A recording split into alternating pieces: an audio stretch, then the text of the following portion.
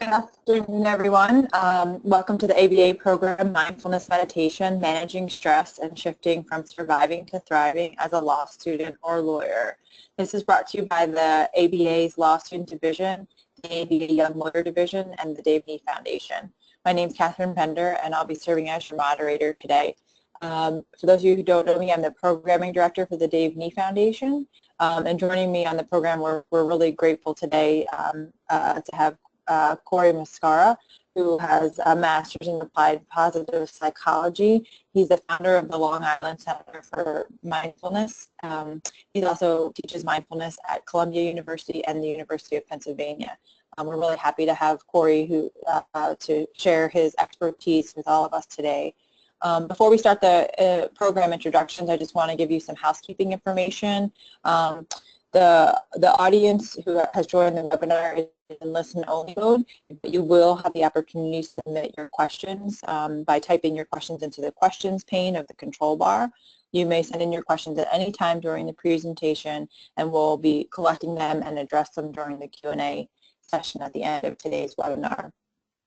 Before I switch control over to Cory, I just want to thank you all for being here and thank the ABA Law Student Division as well as Cory for providing their time and resources for us today. Part of why we have this webinar this week is that the ABA Law Student Division Mental Health Day was on Monday, March 28th, and we're really grateful for the partnership with them. The Dave Nee Foundation, I'll just be very brief. Hopefully many of you that are listening in are familiar with the Dave Nee Foundation and our work. We're named after Dave Nee, who was a successful law student at Fordham Law class of 2005, and Dave died by suicide after finishing law school while studying for the bar. And our mission is really to raise awareness about depression and anxiety and mental health issues, and raise awareness and encourage folks to get help for these issues. And so we make a lot of presentations to schools, and what we know is that a lot of times law students are looking for ways and resources that they can be proactive in their own mental health and physical health and wellness. We know from research that students sometimes will actually misuse prescription drugs with the intention of concentrating better and with the reason of being more focused. And so we're really grateful that today we can offer you a healthy alternative. A lot of the research indicates, and Cory will talk much more about this, about how mindfulness can really help everyone to be more focused and to concentrate better. So we know that law schools like Berkeley and MSU and the University of Miami, they've incorporated mindfulness in the law in their curriculum, and so we're just really grateful that so many of you are joining us today. And we look forward to hearing from you today, Cory. So thank you so much for your time. Thanks, Kate. And welcome, everyone. It's a pleasure to be with you all here and to share this practice of mindfulness, which has it's been a personal passion and now a professional passion in my life's work, and has really had profound implications in my own personal well-being and the hundreds and thousands of people that I've been able to work with. So it's a gift to share it with you all, especially law students, and you'll see why in a little bit I feel that way. So let's just go over the objectives for today, what we're going to be doing. We'll explore what mindfulness meditation is and why it might be worth cultivating in the first place.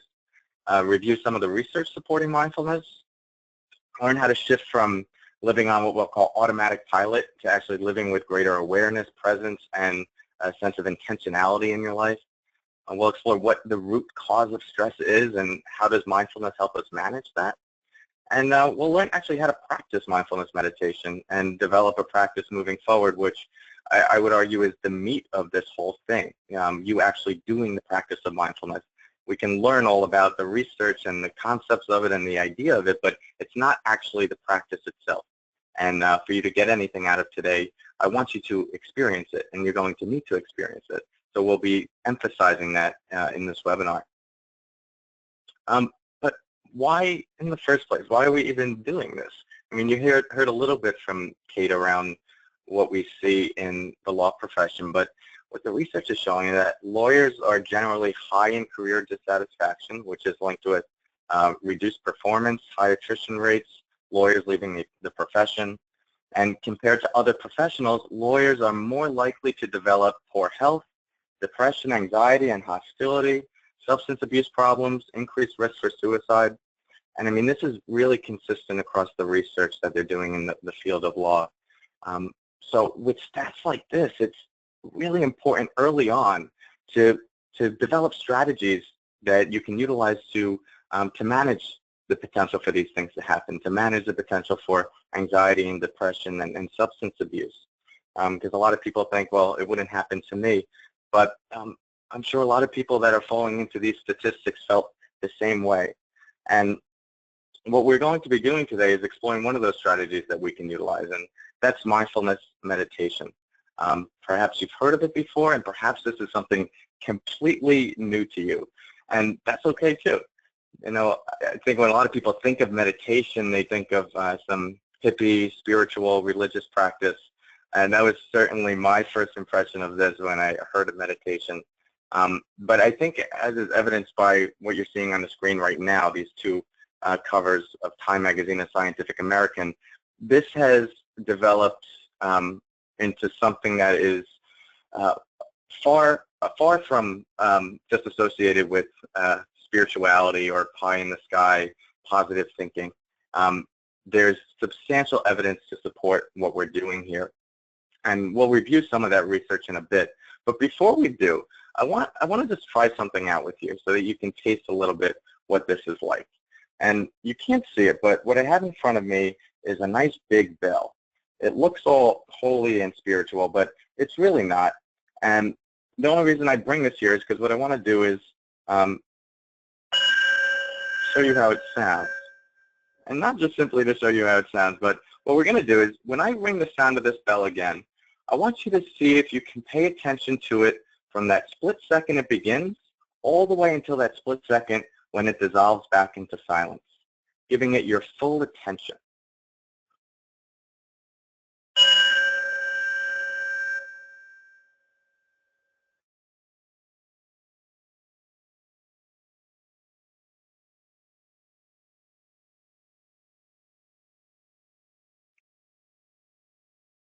Great.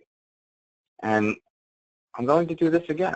But this time, what I want you to do is I want you to raise your hand when you hear that transition. And you might be thinking, well, who's going to be looking at me, especially if you're alone?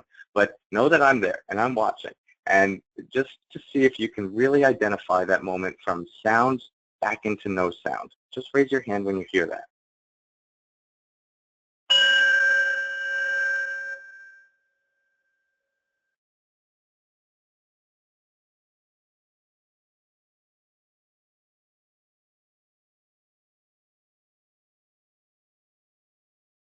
Great. And we'll do this one more time. But this time, I invite you to close your eyes for the process and see how that influences the experience.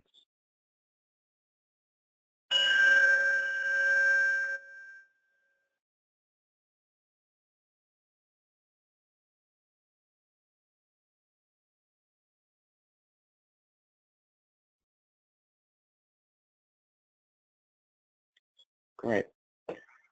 So, I'm not sure what you're experiencing right now having done that, but typically what we see is people describe a sense of being settled, a sense of being more grounded, perhaps a sense of peace that arose from that experience. And, I don't know if this bell has magical healing powers. It might. The person who sold it to me didn't tell me if it does. But what I think more is happening is that there's something about paying attention in that way. Something about paying attention fully to one thing, to what is happening in the present moment, that seems to have a calming effect or a grounding effect. There was probably plenty going on before you got here, and there's plenty to do after this webinar is over, and there's so much you have to think about. But in that moment of just paying attention to the sound of the bell, what typically happens is a lot of those worries and thoughts and anxieties sort of fall to the wayside. And we make way for this greater sense of presence to arise, which arises organically out of paying attention in this way. And in many ways, this is what we're training here. This is what mindfulness is about on the most fundamental level. These are a few different definitions that we have. The self-regulation of attention with the use of an attitude of curiosity, openness, and acceptance. Right? Another one, the ability to pay attention on purpose in the present moment, non-judgmentally.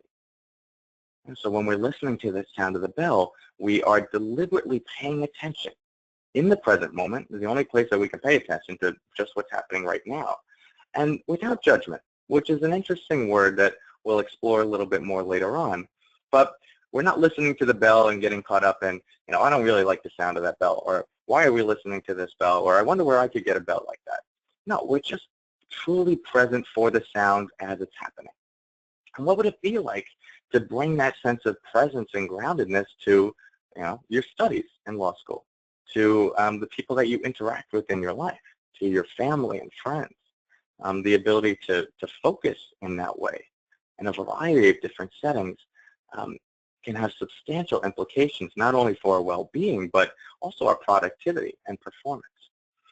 And lastly, I just added this, instead of falling asleep, we're falling awake, which to me, this is one of the most appealing and important aspects of mindfulness practice, is that we're really taking a stand and saying, like, I'm going to wake up for my life. I'm actually going to be present for my life as it's happening, and not reflect, 30, 40 years down the road and say, I wish I was actually living more of my life as it was happening. And so maybe that wasn't your original intention for coming here, but know that mindfulness has that potential, so that you can really show up for your life as it's happening.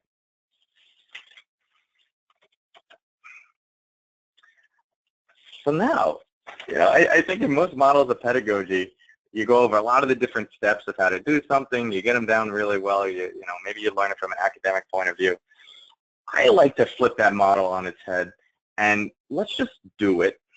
Let's try some meditation practice, and then we'll unpack a little bit what you experience and what's really going on in this whole thing. As I said, for you to get anything out of this webinar, I want you to taste this practice itself. And I do want you to be able to sustain a meditation practice once our time here is over. So let's just first look at this screen for a second, and this guy with a blissful smile on his face, and he's got his fingers touching, and he's sitting cross-legged. The main reason I picked up this picture for you all is so you can see that meditation doesn't have to be like this. I wanted to make it very clear that this is not about sitting on the ground, putting your fingers in what's called a mudra, and you don't even have to be happy while you're doing it. You can do this sitting in a chair. You can do this lying on the ground. You can do this standing up. You don't have to do anything with your hands either. The biggest thing is I just want you to be comfortable as we move into this practice. Right? And what we're cultivating are the qualities of attention, presence, and awareness. And you can really do this in any posture whatsoever. So it does not require sitting on the ground. But let's actually get into a nice, comfortable seated posture if we're not already. Having the feet flat on the ground is helpful here. It just helps stabilize us a little bit. And people do ask, well, what do I do with my hands? One thing you could do is just let them rest on the thighs, right? Either palms down or palm up.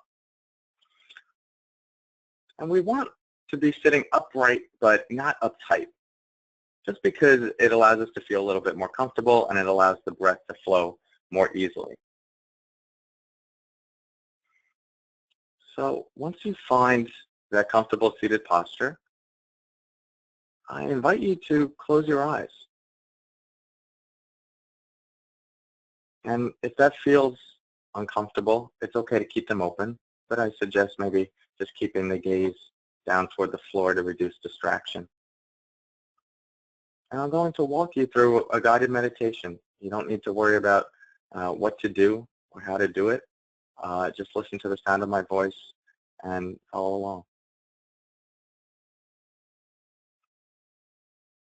So let's just take the first few moments here to settle in.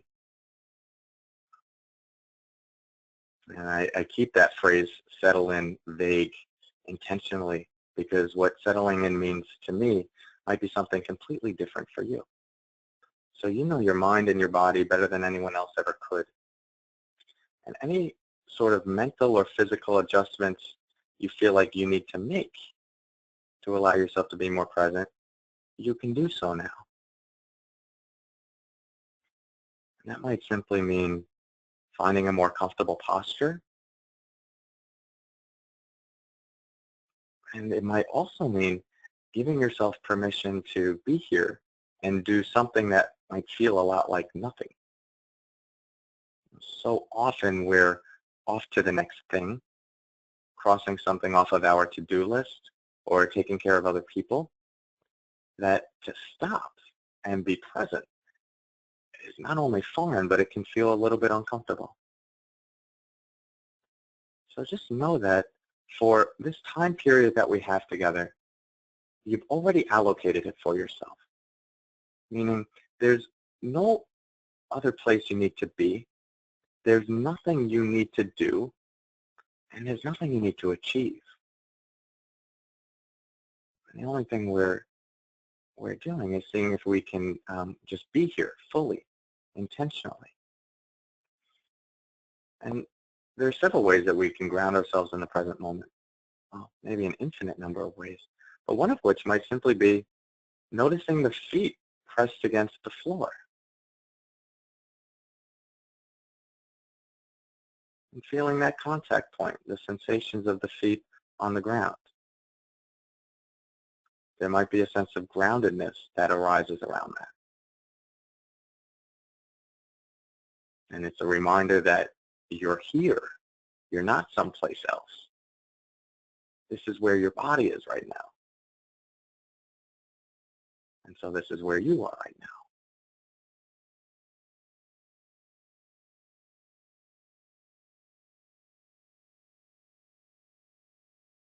You might also become present with any different sounds that you can notice in the room or wherever you are.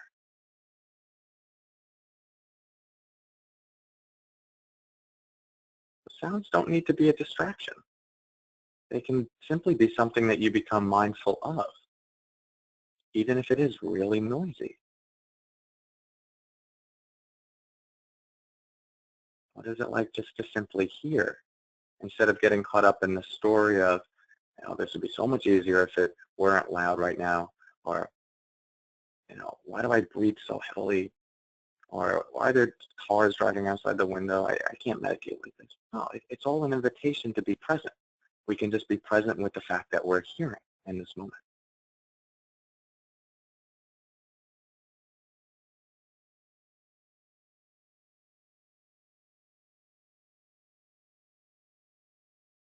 And another thing we can tune into in the present is the thoughts that might be running through our minds. So see if you can identify what some of those are. Maybe it's, how much longer are we going to do this? This is weird. I can't believe I'm sitting by myself in a room with my eyes closed listening to the computer.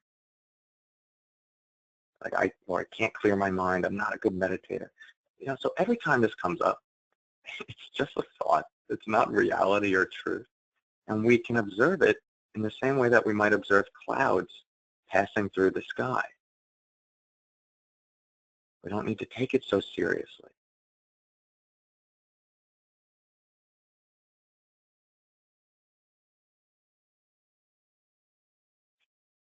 In the same way that if you would imagine a river going down a mountain, you can be caught up in the river and getting slammed into the bank and wherever the current takes you.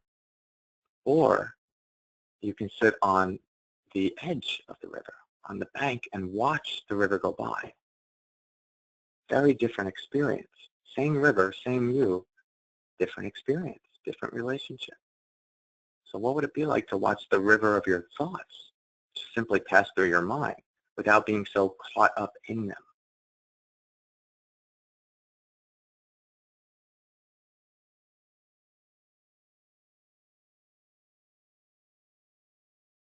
And of course, another thing we can tune into in the present moment is the fact that we're breathing.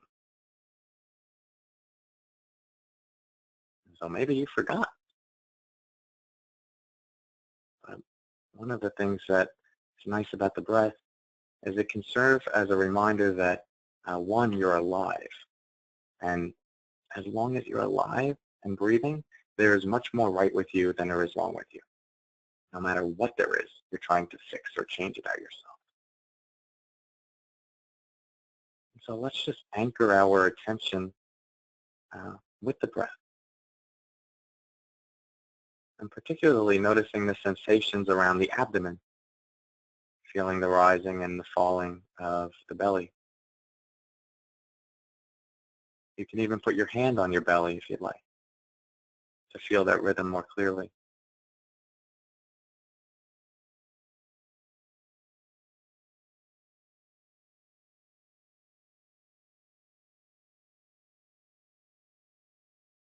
And what will happen is that the mind wanders off, like it always will.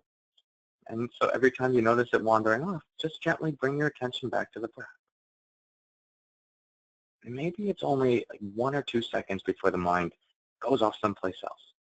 So that's okay. You don't need to get caught up in beating yourself up and thinking, I'm such a bad meditator. No, just notice that the mind has wandered and gently bring it back to the breath.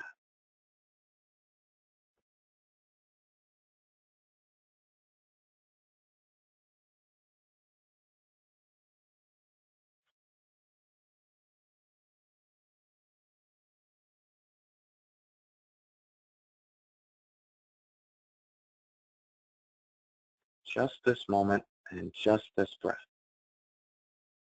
as if it were the most important thing in the world right now. And in many ways, the breath is the most important thing in your world right now.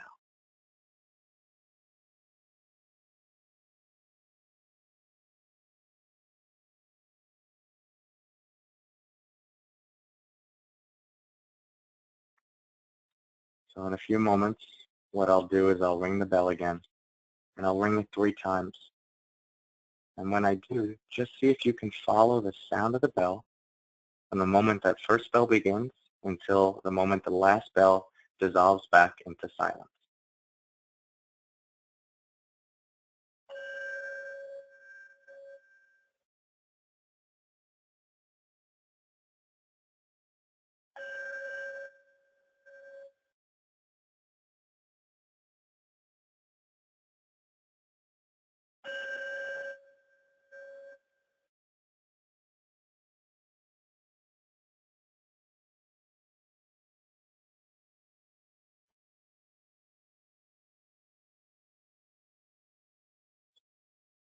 Right.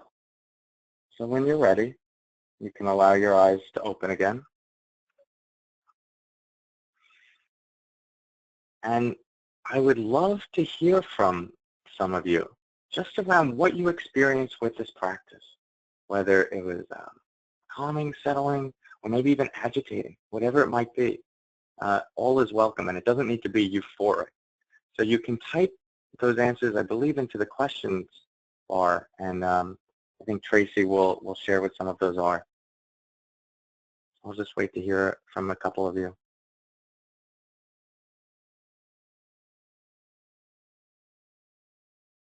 So we have peaceful,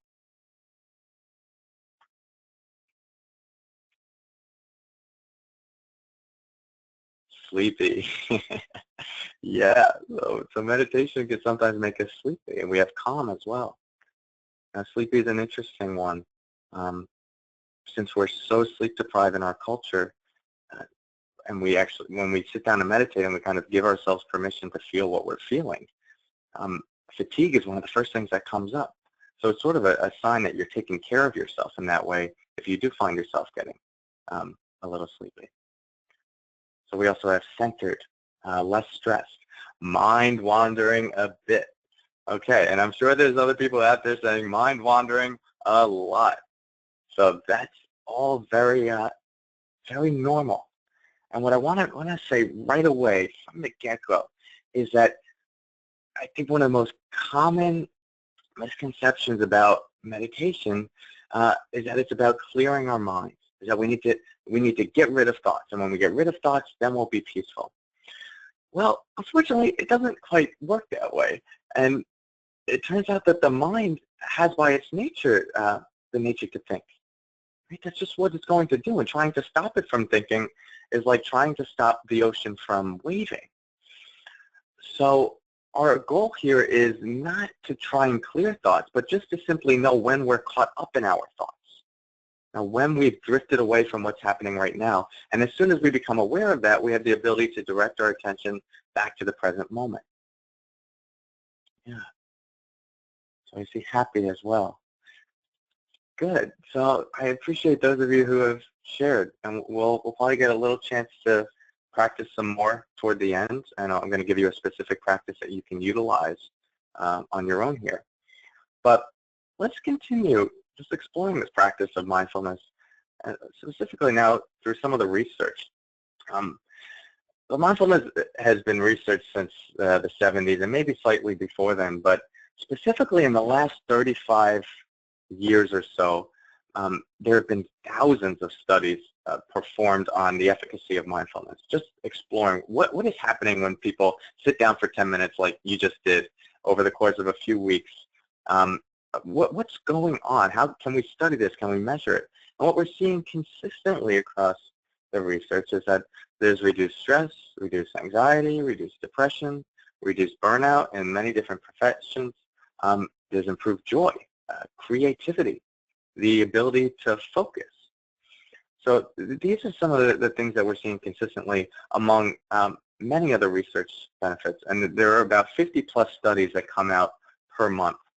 Some of the most exciting research to me happens in the realm of the brain science and neuroscience, specifically neuroplasticity, which is this idea that the brain actually changes in response to experiences over the course of a lifetime.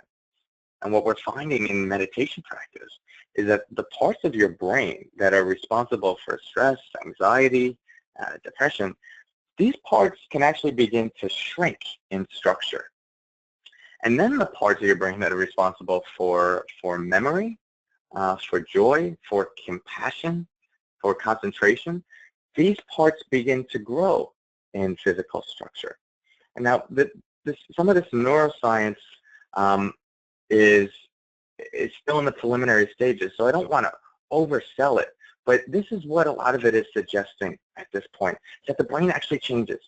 And so the reason that's exciting to me is I'm somebody that likes to go to the gym and be physically active, and I go to the gym to exercise my body and perhaps grow certain muscles. So let's say I wanted to go to the gym to strengthen my bicep.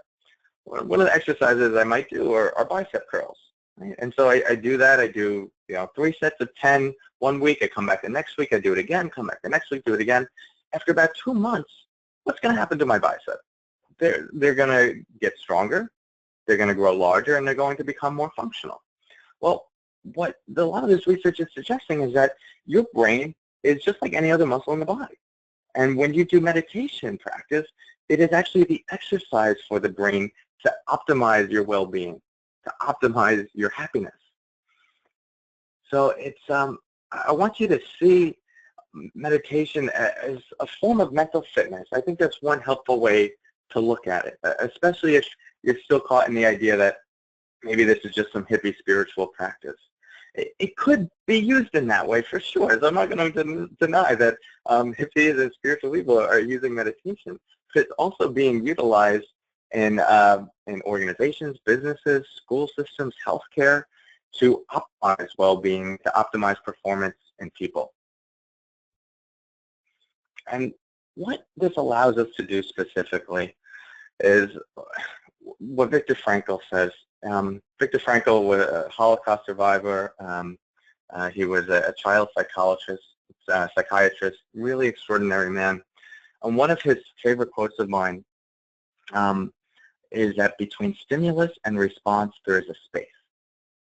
In that space is our power to choose our response, and in our response lies our growth and our freedom.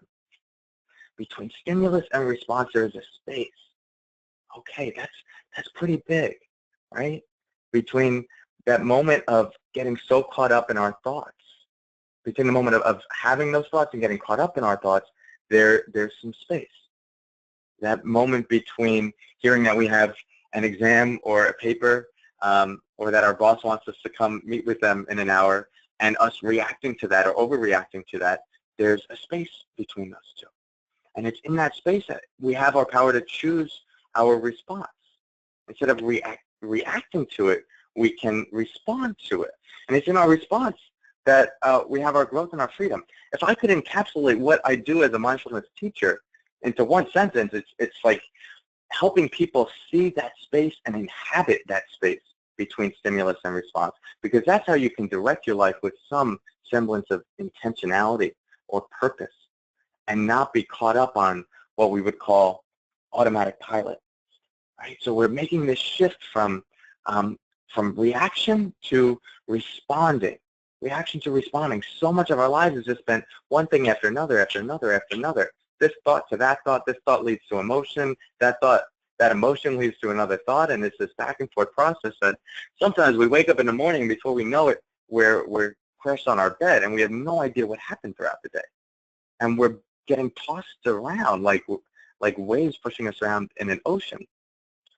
And when we're on automatic pilot, we're not present to what's happening.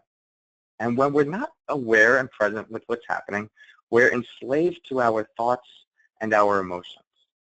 We're enslaved to our thoughts and our emotions because so much is happening beneath the surface of our minds that we just can't see. We're just not aware of. And it's those thoughts that are often influencing us in a negative way. It's the thought patterns that we take so seriously. So let's look at this in the context of stress, right? I mean, this is primarily what I get called in for these days, whether it's in a school, whether it's a webinar like this, an organization, healthcare. People are stressed out. And so what's the definition of stress? Well, it's when our perceived demands are greater than our perceived resources to meet those demands. What's the key word? Oh, I wrote it for you. It's perceived. And why is that the key word? Well, often what we perceive to be demanding is much more than what is actually demanding. So let's take this example. When you're in the shower in the morning, are you actually in the shower? And you go, well, yeah, of course I'm in the shower, Cory. What kind of question is that? Well, yeah, maybe your body's in the shower, but is your mind there? Usually it's not. Usually it's already at school. It's already maybe failing that paper that's due. It's already not getting that job that you want. It's already planning for retirement before you've even gotten a job. And so our minds can go off in a million different directions, even when we're someplace that has nothing to do with any of those things going on in our minds. And so in those moments, what's happening is what you're perceiving to be demanding is like, oh my God, I'm going to fail this test. Oh my God, I need to get this job. Oh my God, I need to retire by this age. And while some of that is good to think about for sure, and it's good to plan, when we have all of those thoughts running through our minds, that's what our mind is perceiving to be demanding. And our brains are not very good at discerning those thoughts versus reality. So we stack those on top of each other. But when we bring our attention to what is happening right now, we see that all I'm doing in the shower is just rubbing soap on my body or shampooing my hair. So you might say, well, being in the shower is easy to be calm. There's warm water, it's nice, I can be present there, but what about when I'm really stressed out? What about when things are happening that are tough and I have so much going on throughout the day? That's a great question. But let's look at the context of, let's say you have 100 emails to take care of, right? Let's say 100 emails to take care of in an hour and a half. That's a tall order for anyone, and not even sure if it's possible. So in that moment, when you're taking care of that first email, what typically happens is we're not just doing that first email, but we're doing that first email and we're thinking, oh my God, I have 99 other emails to take care of. Oh my God, this is so hectic. Oh my God, this is such a burden. Why do I have to do this? Who invented email? I hate email. I hate everything to do with email. And so now we have the email that we're taking care of, and then all of this garbage in our mind, all of this nonsense and frustration caked on top of it. But again, if you bring your attention to what am I doing right now, you're just taking care of one email. And not even that, you're just writing one sentence. And not even that, you're just writing one word. And everyone has the resources to be able to write one word in any given moment. But it's when we get caught in our heads of, I have 100 emails to take it. Nobody can do that. Nobody has the resources to do that in one moment. But what ends up happening is by focusing in that way, not only do we take care of what we're doing in that moment better, but we cause ourselves a lot less stress in the process. And that's a little what I want to talk about here, is that there are going to be things in your life and your job that you do not want to do or you wish that did not happen. I mean, personally or professionally, it's just the nature of life. Things are going to come up that we don't want. And these things are inevitable. And this is what we would call primary pain. But there's another level of pain that we create for ourselves, our thoughts and our emotions. And I'll share a little story for you to illustrate this. In 2012, I spent 6 months living as a monk in Burma, Southeast Asia. And during that 6 months, I was in complete silence, and we were meditating every single day from 3 a.m. until 9:30 p.m. So it was a minimum of 14 hours of meditation a day. There's no reading, no writing, no speaking, no listening to music. Couldn't contact home. My mattress was so thin that I could squeeze it between my fingers and feel the bones in my fingers. We had 2 meals a day, 5:30 a.m. and 10:30 a.m. And then we were fasting for the next 19 hours. There was a language barrier, so it was hard for me to understand what they were talking about. It was 105 degrees like every single day, mosquitoes like you could not imagine, and cold showers. And so this was my life for that period of time.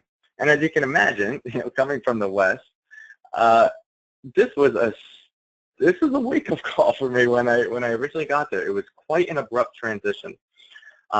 So abrupt that within the first 6 days, I said, there's no way I can do this. I have to go home. Now, I had told everyone beforehand that I was going to be there for 6 months. But within 6 days, my mind just said, Cory, you got to get out of here. There's no way that you can do this for 6 months. And the reason is that there was so much physical pain in my body, just from sitting for so long throughout the day, not having a comfortable mattress to sleep on, getting 5 hours of sleep a night, being hungry. It inflamed my entire body, specifically my back, so much so that if I would take a deep breath, the pain in my back would radiate around to my abdomen and it would cause me to hunch over. It was absolutely horrible. And this is how it was all day, every day. So the prospect of doing that for 6 months was just completely unfathomable. And so what was interesting is that on the 6th day, I'm getting ready to leave. I'm going to go to the front desk and say, like, listen, I got to get out of here. This is not my thing. A thought came through my mind, and it was, one of the reasons you came here was to learn a little bit about pain and suffering. And now as soon as you're in pain, you want to leave. And how do you expect to help other people that are going through something like this if you can't even do it yourself? So that kind of gave me a little kick in the butt, and it was like, all right, we let's see if there's something here that maybe there's some way to manage this that we're not exploring yet. And what my teachers kept saying, they were saying, be present with the pain, be present with the pain. And I was like, man, that's all I'm doing. All I keep doing is being present with the pain, and it just keeps making it worse. But I tried it again, and what I noticed this time is that when I would focus on the pain, it wasn't just the pain. The pain would arise, and then there were these thoughts of, this is dumb. Why are you here? Your teachers don't know what they're talking about. You should be home. You should be making money, not living as a monk right now. This isn't your world. What are you going to do when you get back? Why are you in so much pain? What's wrong with your body? And what's wrong with you? You must not be doing this right. And so all of those thoughts would come up. And then these emotions would follow of anger and frustration. And when that would happen, I would actually see the pain get worse. So the thoughts would come in, the emotions would kick in, and then the pain would actually get worse. And I said, wow, isn't that interesting? Right? This pain is not something that I can control, but the thoughts and the emotions, that is something I can control. Right? And when those come up, it's actually making the pain worse. So I explored, what would it be like just to sort of let these thoughts come in and let them go? And maybe just focus on the pain instead of being so caught up in my thoughts. And when I did, the experience was tremendously more peaceful. And so not only was the secondary pain non-existent, but I found that the primary pain almost disappeared as well. So the physical pain that I was experiencing went down significantly in intensity and also became just, sometimes it disappeared completely. So why do I share that? I'm not sure if you're dealing with physical pain in your life, and if that's the case, maybe this has some merit for you in that capacity, but we all have some form of pain that we're going through, or that we're going to go through. Things that are difficult, stress, tragedy, loss, a difficult boss, a difficult professor. These things are often inevitable, but the story that we tell around that pain is something that we can control. The emotions we bring to that pain is something that we can control. And that's what I want you to take away from this, is that you can influence the secondary pain. And what mindfulness meditation allows us to do is just first become aware of how often we get caught up in the secondary pain, or we create that secondary pain for ourselves and our lives. So let's just do a few more minutes of meditation here. And I'm going to give you a specific practice that I think is helpful in the beginning. This time, instead of focusing on the feet, instead of focusing on sounds, we're going to be specifically focusing on the breath. And with the breath, we have an inhale, we have an exhale. And after each exhale, I just want you to count a number in your own head. So we might have inhale, exhale, and then count 1. Another breath, then count 2. Another breath, and count 3. And see if you can get up to 10. Now, this is not about getting up to 10. You're not going to get a gold star, unfortunately, if you get up to 10. So sometimes what happens if you're a high achiever is that you get a little caught up in, like, I have to get to 10, I have to do this right. Don't worry about that. The numbers just serve as some structure so that you can monitor if your mind has wandered off. Because you know if you're not counting, that means you haven't been meditating. So let's try this practice. Find a nice, comfortable seated posture again. Maybe first by just taking a nice deep inhale and then exhale through the mouth. Relax the jaw, the neck, the shoulders, 3 primary areas that hold on to tension. And just bring your awareness to the fact that you're breathing. And if you'd like, you can again put your hand right on your belly and feel that rhythm.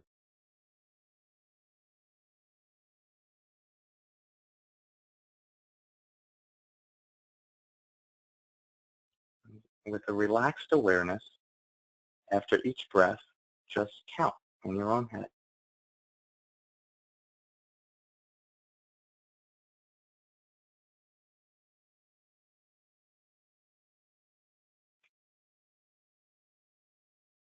And if you get up to 3 and then lose your place, just come back to 1.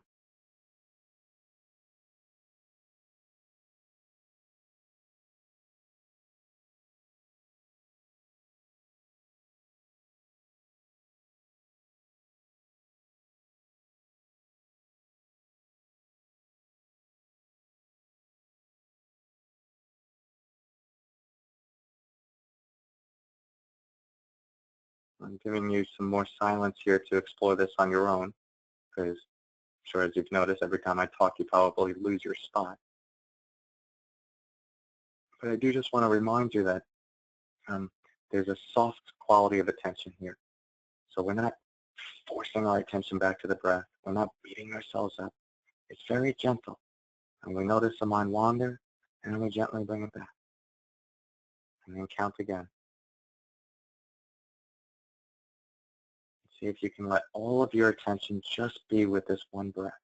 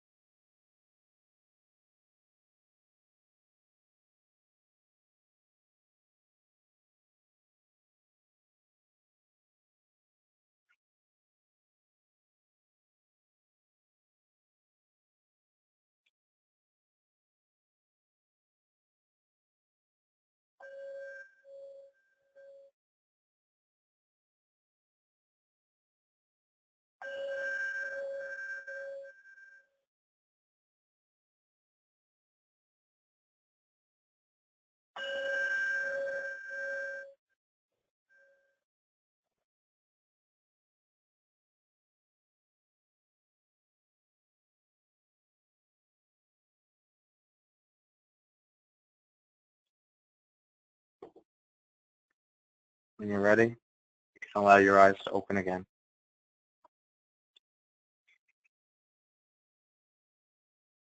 And so some of you, as you do this practice, you might notice that it's quite easy to pay attention. Others of you, I'm sure more the majority, find that it's quite difficult to pay attention. And so remember that this is a training, and we just tasted it, we just touched it here during our time together. But this is one practice that you can begin to utilize. I suggest, right first thing in the morning for a few minutes, see if you can just focus on your breath, count the breath, 3 minutes, 5 minutes, and it centers you and it grounds you starting off early in the day, and it really sets a nice tone for the day. I'll also be giving you some follow-up meditations that you can utilize, and we'll talk about that in a little bit. But just a summary of what we've gone over today. Big key takeaways. You have control over your stress and your well-being, even in very difficult situations. Choose what you pay attention to, how you pay attention to it. Are you caught up in the secondary pain, or can you just be with the direct experience? The other thing, your brain is like a muscle, and mindfulness meditation is the exercise to condition it for optimal functioning. So if you didn't really experience much today, that's okay. It's kind of like going to the gym for the first time and then being mad that's like, oh, why doesn't my body look better yet? Oh, and why doesn't it function better yet? This stuff takes some time. So give it a few weeks, and you'll begin to notice a shift. The other thing, there's a space between stimulus and response. This is where you choose how you will respond to experiences, which is where intentionality and the direction of your life comes into play.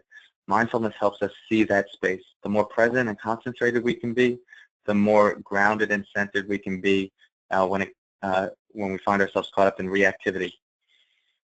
Stress is caused by what you perceive and therefore can be managed.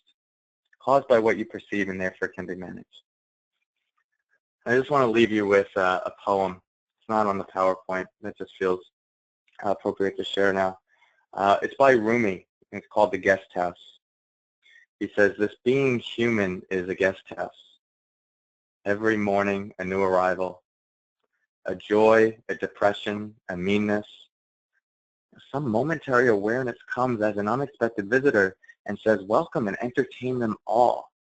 Even if there are a crowd of sorrows who violently sweep your house empty of its furniture, still treat each guest honorably. They may be clearing you out for some new delight. The dark thought, the shame, the malice, meet them at the door laughing and invite them in. Be grateful for whoever comes because each has been sent as a guide from beyond. So, in many ways, this practice is about putting out the welcome mat for your life. It's easy to get caught up in the trap of wanting to just have good experiences. But in my experience and the research, there's no such thing as a life of uninterrupted blissful moments. So part of this is just beginning to embrace the totality of life and not resist so much, and see that when we're fully present and not caught up in our head and our thoughts, it makes this process that much easier. So these are some references. You'll get these slides later on if you want to check them out. If you want to stay connected with me, these are a couple ways that you can do so. My Facebook page, I upload a lot of different articles, workshops, and different things that you can check out that I really aim to support you in your understanding of meditation and the latest research. So you can go to that page, like that page, and stay updated. And on my website, www.limindfulness.com. On there, there's the opportunity to get a free 15-minute meditation. So you can log on there. You just have to submit your email address, and you'll get a meditation. So 15 minutes is a great way to start, especially if you're really interested in sustaining this practice. And let's transition to questions. So there are already a few here, and I'm going to look at that. Questions for later. Thank you so much, Cory. And it looked like one of the questions was about self-discipline. And do you have any recommendations for for practicing self-discipline. In particular, the students that I struggle with self-discipline. So it's been hard to develop a consistent practice. I took a course with Judy Cohen in San Francisco. Any suggestions on how to develop the self-discipline? Yeah, so the self-discipline to sustain a practice? Yeah, well, I'll answer that. You know, there's self-discipline and then the discipline around the practice. And yeah, this is hard. And this is kind of the one thing that meditation teachers are really exploring. How do we get people to sustain a practice? The biggest thing is figure out why you're doing it, right? If you're just meditating for the sake of meditating because it's hot and trendy, that's going to pass by very quickly, and the motivation to do it is going to pass by when you realize that this isn't all glamours and rainbows and unicorns. It's sometimes some hard work. So know why you're doing it, whether it's like, I really need to reduce stress in my life. I want to be able to connect with people on a deeper level. I want to be present for my life as I'm going through it, present for my family. Getting really grounded in why you're doing it and keeping that at the forefront of your mind, and even writing it down is extremely helpful. The other thing is have a set time that you do it each day. So start off small. Start with, I say start with 1 minute. Just commit to 1 minute. That's it. 1 minute is very low investment. Everyone has 1 minute. If you don't have 1 minute, you don't have a life. So we can find 1 minute, and just by showing our minds, it's like, listen, this is all I'm asking of you, just 1 minute. It sort of says like, okay, well, I can do 1 minute. And what typically happens is that 1 minute turns into a couple minutes, and that might turn into 10 minutes. But your only commitment is to 1 minute. And I think it's best to do that in the morning, just so that you can, for lack of a better phrase, get it out of the way, right? Especially in the beginning, it sort of feels like we just need to do this. So it can be helpful to do that in the morning at a consistent time. Just commit to 1 minute and get in touch with why you're doing that. That'll really help. Thanks. And another question was, do you recommend setting a timer for the meditation, This will be personal preference. You know, so the thing with 1 minute, you kind of have a good idea of what 1 minute will be. It's probably about 10 breaths. So you don't need to set a timer. If you want to, and you feel like, you know, I want to try this for 20 minutes, and I need to be up in 20 minutes, then yes, you can use a timer, and you can use that on your phone. There's another app called Insight Timer, and I'll be sending you out some resources following this that will give you some of those apps that you can utilize. It's totally up to you, and play around with it. I say first play around without doing a timer and just sitting for 1 minute and feel what it's like to focus and just be with the breath without any constriction of time. And then if you develop a practice more and you want to go longer periods, then yeah, certainly use a timer. Okay, and thanks for someone had asked the best time, but it sounds like you had said the morning. Could you share the name of the poem again? Sure, it's called The Guest House by Rumi. Thank you. There was another question, Cory, that says, what accounts for the high levels of stress, anxiety, depression, and job dissatisfaction in the law profession? Yeah, great question. So believe it or not, it's pessimism. At least this is what the research is suggesting, is that the practice of law above any other profession actually cultivates a very pessimistic mentality, meaning that it requires you to search for everything that could possibly go wrong or be one step ahead. If this person says this, well, I have to know this. And you're constantly thinking, well, if this happens, then that might happen. And that pessimistic mentality is one of the leading causes of depression. But it's not necessarily the pessimism that you have in law, because that does, it serves you to have that sense of awareness, but it's not being able to take that from your work, not being able to separate it from your work and your personal life. So if you come home and you have a family and your spouse gets home 10 minutes late and your mind immediately goes to, oh, they must be cheating on me. That's going to hurt your relationship, and that's going to lead to a lot of anxiety and depression. So what this practice does is it just allows us to be able to make that shift from, in my professional world, this is when that serves me to focus on what could go wrong. And in my personal life, those are just thoughts. I don't have to bring that same conditioning with me in this way. But that's what's going on behind the scenes there. Thank you very much. Are there any other questions? We have about 3 minutes left.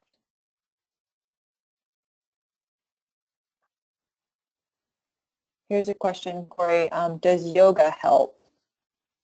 Yeah, yoga's great. So I'm also a certified yoga teacher. Yoga was actually first created as a way to warm up the mind and the body for meditation practice.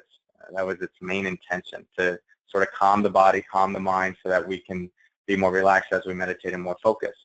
So a yoga practice certainly helps. And if the word yoga turns you off, or anyone that else is listening to this, or it might polarize you a bit, it doesn't have to be like downward dogs or standing on your head. Just do a little bit of movement before you sit down and meditate. It might be just reaching the arms up overhead, like a nice big morning stretch as if you were yawning.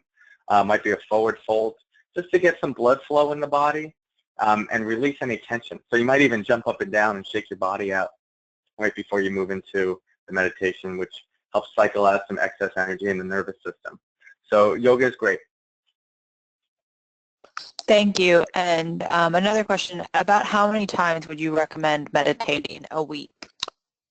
Yeah. So personally, I recommend doing this daily. It's like do what you can do. So if when you hear, oh my God, I have to do this meditation daily, and your mind just goes, no way, then find something that your mind goes, okay, I can do that. Maybe it's 3 times a week. And then you build up to doing a daily practice. But what's nice about it being a daily practice is it's a constant reminder to be aware, to be present. And if you do it in the beginning of your day, it really sets the tone for the rest of the day.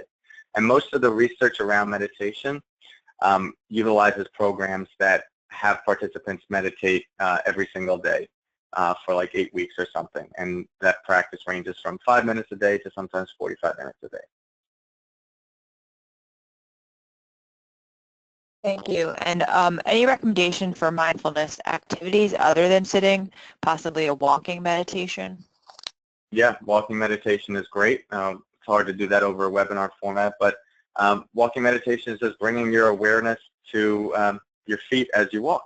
So you're seeing there'll be a lot of different forms, right? Yoga is a different form, sitting meditation is a different form, walking is a different form, but the essence of the practice is the same throughout. You're directing your attention on what's happening in the present moment with non-judgmental curiosity. So you could do that while you're walking, you could do that while you're brushing your teeth, you could do that while you're eating. You could bring mindfulness into anything that you're doing as long as you're aware and present with what's going on. And so maybe you make your walking meditation like when you're walking your dog. Just notice each foot press against the earth.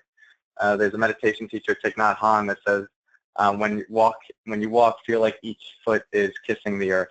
And I like the imagery of that. I think it's helpful. Okay, there's a couple other questions. These I think I might combine. It says, are there examples of guided meditations on your website or Facebook page? And at this end, or I suppose, are there any websites with meditation podcasts that you recommend? Yeah. So there's an app, Headspace. This is probably the leading app right now for meditations, and there's hundreds of different meditations on there that you can utilize. They have 10 free meditations in the beginning. Just by signing up, you get them for free. And there's a subscription fee that you would pay. It's like $10 a month or something. And so there are a lot of different meditations you could utilize there. Again, I'll be sending you these apps, different apps that you can engage with after this is over. On my website, there is a 15-minute guided mindfulness meditation that you can utilize. It's tailored directly to what we did here. So if you go to my website on the home page, it'll just say, would you like a 15-minute meditation? Just click that link and it'll take you through it. Also, feel free to shoot me a follow-up email if you have questions about specific kinds of meditations you're looking for. I do upload stuff to my Facebook as good things come across my desk. So you can like that page and also send me a message on there, and I can send you some stuff as well. Might be a good question for us to end with. How can students advocate for mindfulness courses or framework implementation in their law school? That's a great question. So the biggest thing for getting this into an organization or an academic setting is just having a grasp of the research. There's a lot of old school ways of thinking, and so not everyone is up to date, especially administration, with how much evidence there is behind mindfulness meditation. So first, just acquaint yourself with the research and what it suggests, especially in the practice of law. A simple Google search will help illustrate some of that stuff, and you can shoot me an email, and I can help you navigate that as well. And then just make your pitch of like, this is why I think this is necessary. Law students have X amount of stress. We're the most anxious, depressed, and suicidal of any other profession. We need to do something about this. Mindfulness is one way to combat all of those different things. This is the research to support that. Make that pitch to somebody that is willing to listen, and if they're not willing to bring someone in to teach, you can start your own group. Get a few people that are interested in learning about mindfulness, create a weekly group, read a book around mindfulness. Full Catastrophe Living is a great book to start with, and I'll send you some others as well, and you can just go with that, and then let that intention guide you. A lot of these programs that you see in academic settings just started with like a club. People said we want to learn mindfulness, and then it got bigger, and the school caught on, and now it's being integrated either into classrooms or other parts of the school system. Well, thank you. There might have been one or two questions I missed, so but I know, Cory, you were really generous in providing us your contact information, so people might follow up. I just wanted to again thank the ABA Law Student Division and the ABA Young Lawyer Division, and obviously a big thank you to Cory. And again, I'm Dr. Catherine Bender with the Dave D Foundation, and just a reminder that the ABA membership is free for law students, so there's no worries about dues, and now all law students can access the ABA's resources, build networks, and develop professionally. So please visit the ABA website for more information. And before you leave, please wait for the evaluation to come up on your screen. And please know that we will again be working to provide you another webinar on April 14th, which will send some information over to you. So thank you so much for your time today, and thanks again, Cory. Thank you. Take care, everyone.